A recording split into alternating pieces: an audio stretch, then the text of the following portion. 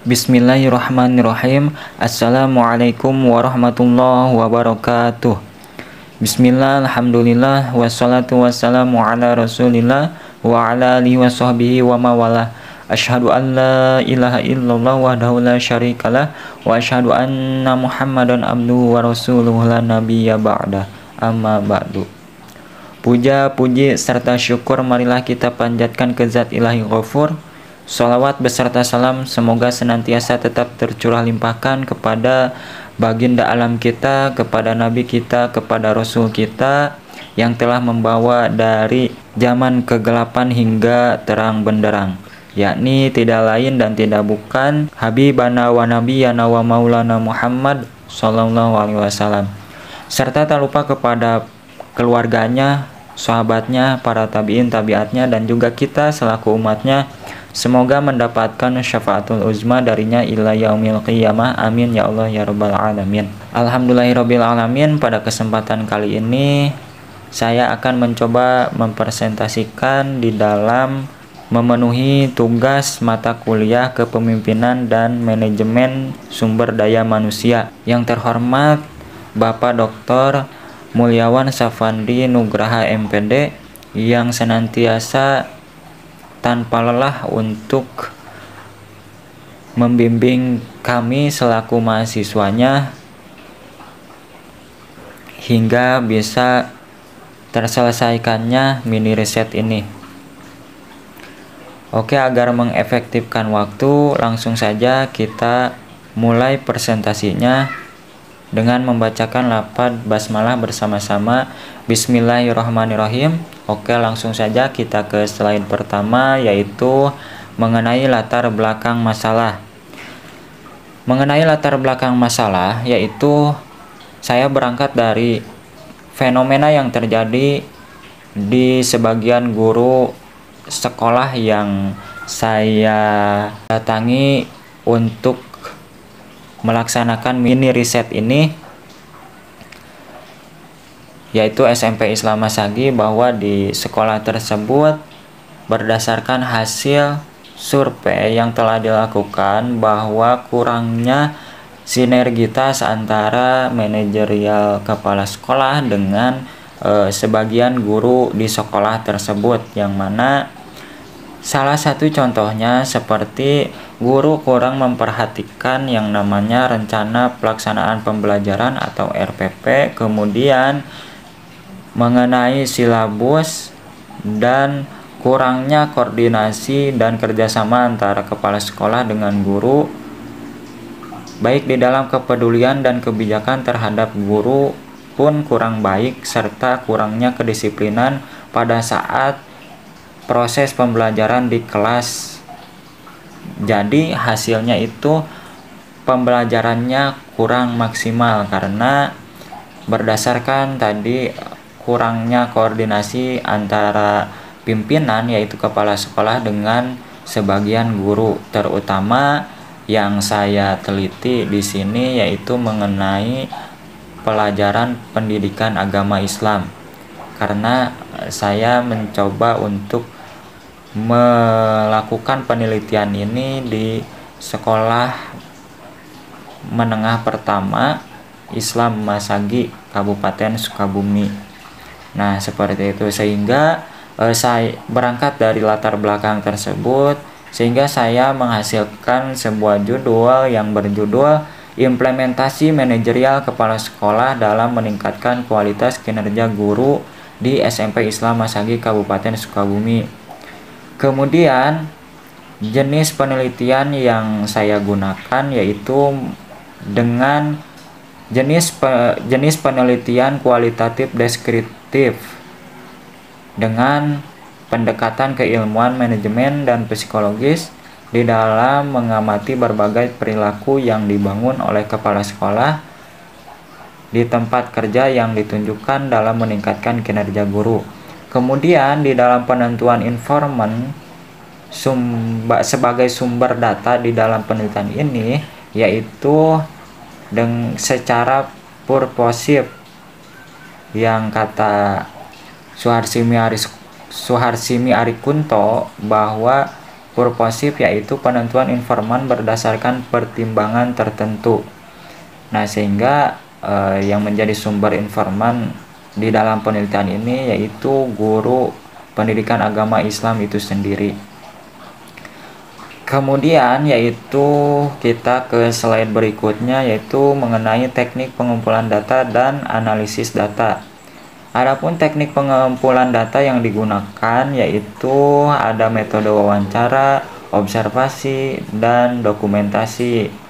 Lalu teknik analisis data yang digunakan yaitu mengacu pada tahapan yang dikemukakan oleh salah satu tokoh yaitu Miles et al., yaitu reduksi data, penyajian data, dan penarikan kesimpulan, pengujian keabsahan data menggunakan teknik triangulasi sumber dan teknik. Nah, itu merupakan teknik pengumpulan dan analisis data yang saya lakukan di dalam penelitian ini. Kemudian kita lanjut ke slide berikutnya, yaitu hasil dan pembahasan. Sebagaimana yang saya teliti yaitu mengenai variabel X tentang manajerial kepala sekolah, kemudian variabel Y-nya itu dalam meningkatkan kualitas kinerja guru, bahwa berdasarkan hasil daripada penelitian ini sebagaimana tadi sudah disebutkan berdasarkan teknik pengumpulan dan analisis datanya, yaitu pelaksanaan dan tanggung jawab kepala sekolah itu tentunya tidak terlepas dari peranan sumber daya manusia yang berkualitas, kemudian pembagian tugas sesuai dengan tupoksi dan fungsinya sehingga berdampak pada keefektifan stakeholder, kemudian ketersediaan sarana dan prasarana, dan sebagaimana yang digunakan untuk mewujudkan tujuan utama daripada lembaga pendidikan. Nah, jadi tugas daripada kepala sekolah itu tentunya tidak bisa dilaksanakan seorang diri, tentunya harus memerlukan SDM yang memang benar-benar berkualitas, mumpuni di dalam melaksanakan tugasnya. Nah, sehingga fungsi daripada manajerial kepala sekolah itu sangat berdampak di dalam keberhasilan dan keefektifan sekolah tersebut. Adapun apabila melihat daripada realitas di lapangan, baik melalui wawancara, observasi, kemudian studi dokumentasi, permasalahannya di lapangan itu saya mendapatkan temuan yang sesuai dengan pertanyaan daripada yang saya laksanakan di dalam penelitian ini, yaitu mengenai implementasi manajerial kepala sekolah dalam meningkatkan kualitas kinerja guru, yang meliputi dari mulai perencanaan, pengorganisasian, pelaksanaan, dan pengawasan di dalam kinerja guru. Kemudian ada faktor pendukung dan penghambat, kemudian ada upaya mengatasi hambatan untuk meningkatkan kinerja guru. Nah, jadi dari mulai perencanaan, pengorganisasian, pelaksanaan, dan pengawasan ini merupakan 4 faktor daripada fungsi manajemen yang harus dijalankan oleh setiap seseorang yang memimpin atau menjadi kepala sekolah, baik di sekolah ini maupun di sekolah-sekolah yang lainnya. Karena secara teori, manajerial kepala sekolah dalam meningkatkan kinerja guru, yaitu perencanaan yang dilakukan oleh kepala sekolah, itu harus dilaksanakan secara terprogram, tersusun, terstruktur, dan tentunya berkesinambungan, serta dibuat secara bersama-sama seluruh warga sekolah dengan memanfaatkan seluruh potensi yang dimilikinya. Sedangkan kepala sekolah jika dalam membuat perencanaan itu tidak melibatkan seluruh warga sekolah dan potensi yang ada, maka perencanaan yang dilakukan itu tentunya tidak akan terprogram serta tidak akan berkesinambungan. Nah, Di antara penyebab kepala sekolah belum mengikuti penguatan kepala sekolah, yaitu sehingga upaya untuk meningkatkan kinerja guru pun tidak akan tercapai sesuai dengan harapan yang diinginkan oleh sekolah tersebut, sebagaimana di dalam visi misi di dalam sekolah tersebut. Sebagaimana temuan yang ditemukan di lapangan itu, yang pertama, di dalam meningkatkan kinerja guru itu diperlukan tugas dan tanggung jawab sebagai guru di dalam pengorganisasian, yaitu harus difokuskan di dalam melaksanakan kegiatan proses pembelajaran agar senantiasa efektif dan efisien. Nah, ada indikator-indikator untuk meningkatkan kinerja guru. Di antaranya yang pertama itu membuat program pembelajaran. Nah, di dalam membuat program pembelajaran tersebut biasa berdasarkan peraturan daripada pemerintah, yaitu harus membuat program pembelajaran yang disebut dengan RPP, Rencana Pelaksanaan Pembelajaran. Kemudian ada juga silabus, yang mana program RPP ini dijalankan setiap pertemuan. Jadi sebagai acuan daripada seorang guru yang akan mengajar, seperti itu. Lalu membuat program tahunan biasanya itu dilaksanakan oleh kurikulum untuk membuat sebuah program tahunan, program semester, lalu melaksanakan kegiatan pembelajaran oleh setiap guru tentunya. Kemudian melaksanakan kegiatan penilaian itu UTS, UAS tentunya ya. Selain daripada itu, untuk mengevaluasi daripada hasil pembelajaran itu melaksanakan ulangan harian, kemudian ada tes lisan, tes tulisan, itu gimana sekreatif gurunya itu dan sesuai dengan mata pelajaran yang diampuhnya. Kemudian melaksanakan analisis hasil penelitian bisa dengan tadi selain daripada UTS, UAS, ada ulangan harian, kemudian ada ujian praktek. Apalagi pendidikan agama Islam, tentunya praktek sangat diperlukan oleh semua siswa-siswi yang belajar di situ gitu, di sekolah tersebut, karena metode demonstrasi itu sangat diperlukan oleh si anak itu, sehingga si anak mampu berpikir secara kreatif dan inovatif di dalam melaksanakan tataran-tataran peribadatan agamanya itu, seperti BTQ, seperti melaksanakan bagaimana tata cara sholat dengan baik dan benar berdasarkan syariat Islam. Nah, itu perlu adanya metode demonstrasi gitu. Kemudian ada mengisi daftar nilai siswa, ini raport biasanya ya, lalu membimbing siswa, kemudian meneliti daftar hadir siswa. Nah, seperti itu merupakan faktor-faktor yang memang dapat meningkatkan kualitas kinerja guru, agar setiap guru itu tidak terjadi ketimpangan sehingga semua kualitasnya itu merata. Oke, lanjut. Kemudian ada faktor pendukung di dalam meningkatkan kinerja guru. Yang pertama itu ada optimalisasi anggaran, yang kedua ada peningkatan kesejahteraan, kemudian ada lingkungan sekolah yang kondusif, kemudian ada peluang guru dalam kegiatan IHT, workshop, diskusi, dan lain-lain. Nah, ini 4 faktor di dalam keempat faktor ini sangat diperlukan oleh setiap guru karena dapat mendukung di dalam meningkatkan kualitas kinerja guru itu sendiri. Kemudian ada faktor penghambat meningkatkan kualitas kinerja guru. Nah, berdasarkan hasil temuan di lapangan bahwa menghasilkan faktor penghambat di dalam meningkatkan kualitas kinerja guru. Yang pertama, terbatasnya tenaga pendidik yang kompeten dan profesional.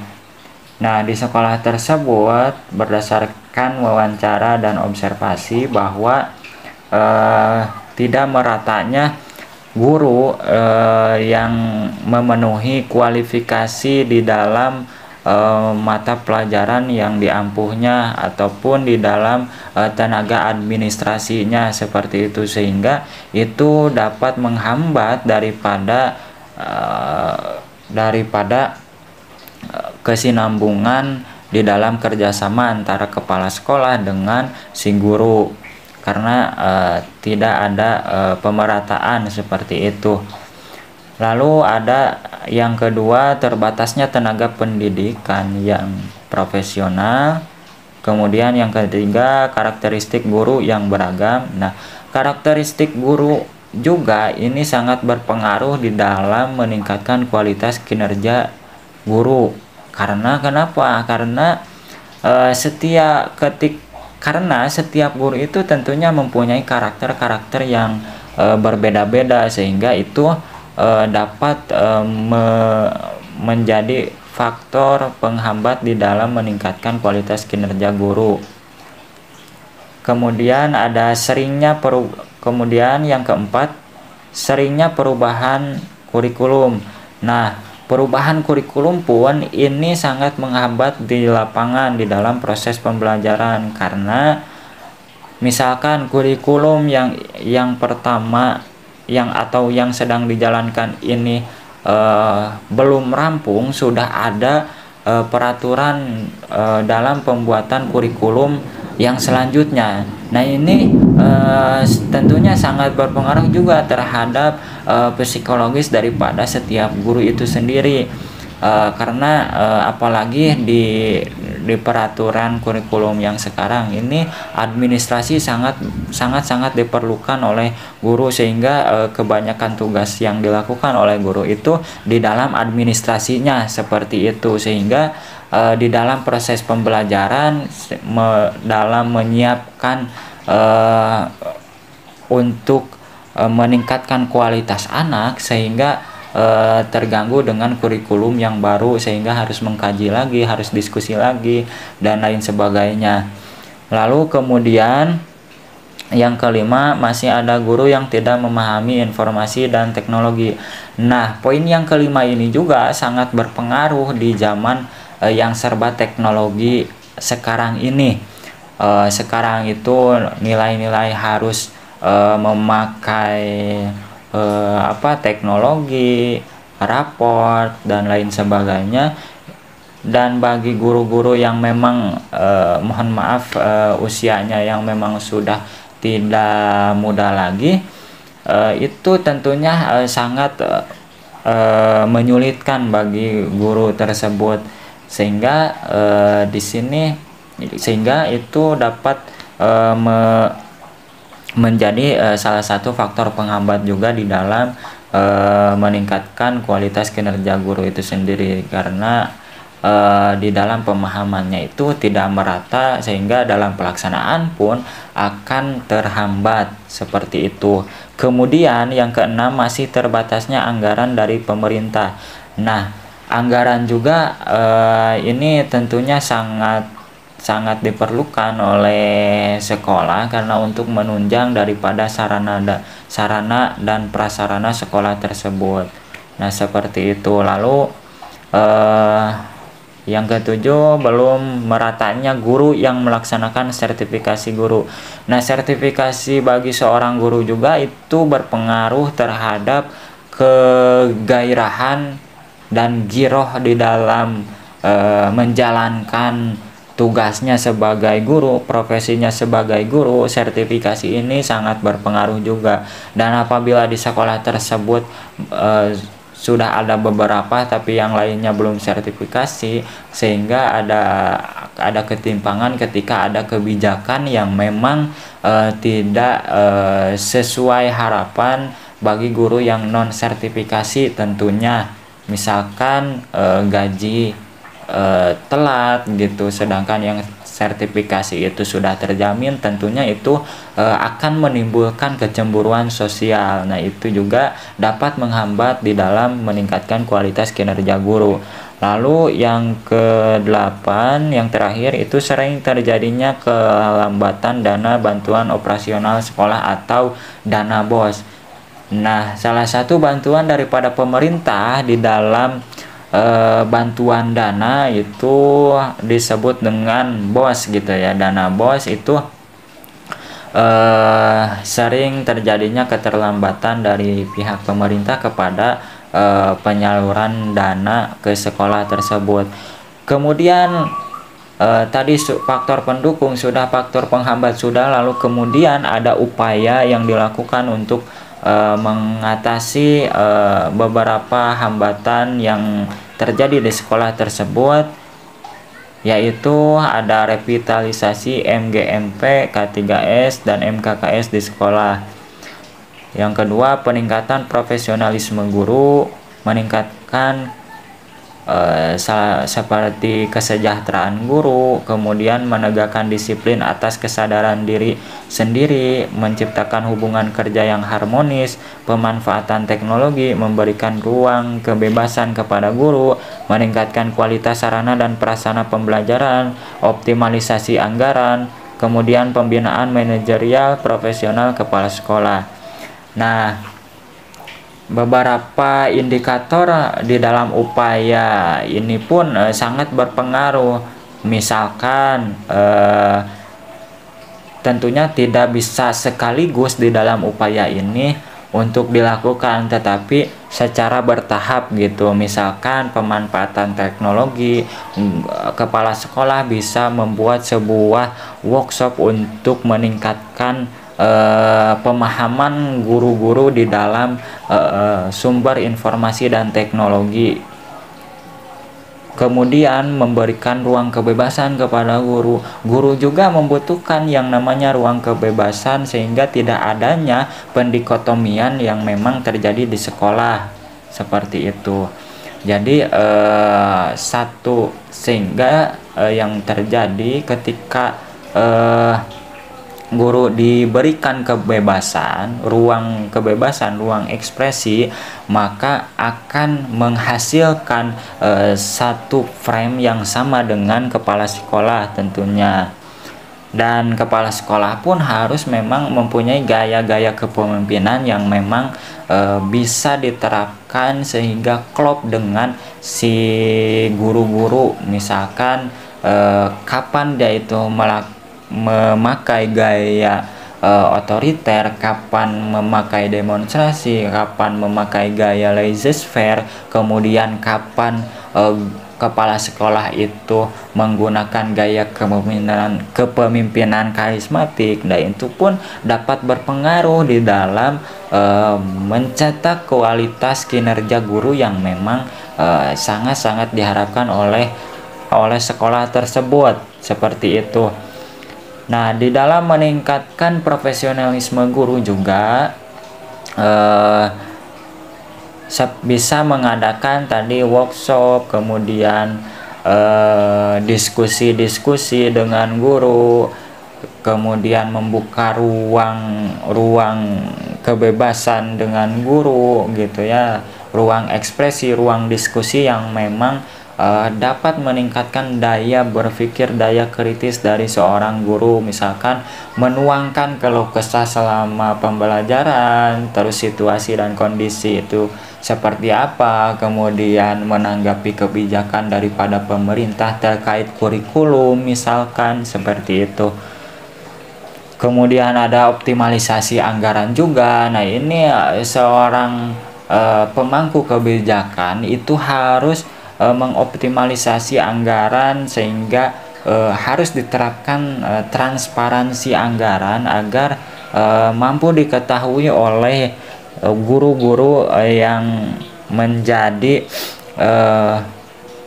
tenaga pendidik di sekolah tersebut, sehingga mengetahui jangan sampai ada istilah suuzon daripada guru, uangnya itu dipakai ini pakai itu, katanya bahwa pimpinannya itu membeli ini, membeli itu, dan lain sebagainya, sehingga tidak timbul seperti itu. Jadi harus adanya transparansi, dan memang itu juga harus, makanya dibutuhkannya ruang ekspresi, ruang diskusi antara guru dan kepala sekolah dan seluruh warga sekolah agar menghasilkan suatu kebijakan yang memang menguntungkan satu sama lain, atau simbiosis mutualisme.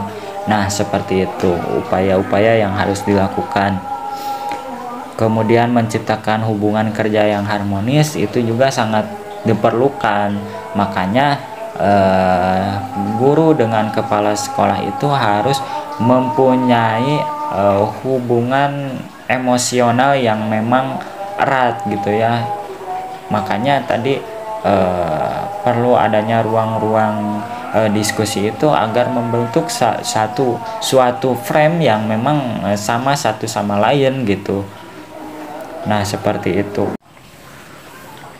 Kemudian slide terakhir yaitu mengenai simpulan, bahwa berdasarkan realitas di lapangan, baik melalui wawancara, observasi, dan tentunya studi dokumentasi, serta permasalahannya di dalam hasil penelitian yang telah ditemukan di lapangan, yaitu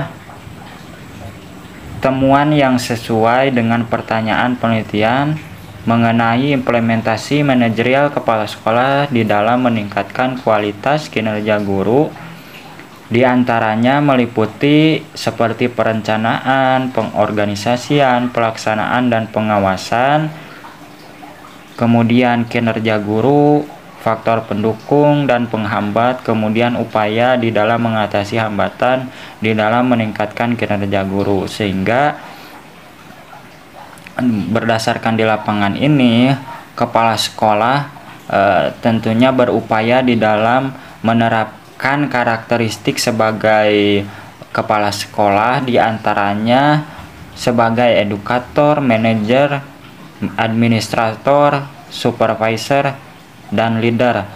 Kelima indikator ini senantiasa terus dilaksanakan upaya di dalam penerapannya seperti itu, sehingga kualitas kinerja guru pun nantinya dapat sesuai dengan apa yang diharapkan dan dicita-citakan oleh sekolah tersebut di dalam untuk mencapai visi misi yang menjadi tujuan daripada sekolah itu sendiri, seperti itu.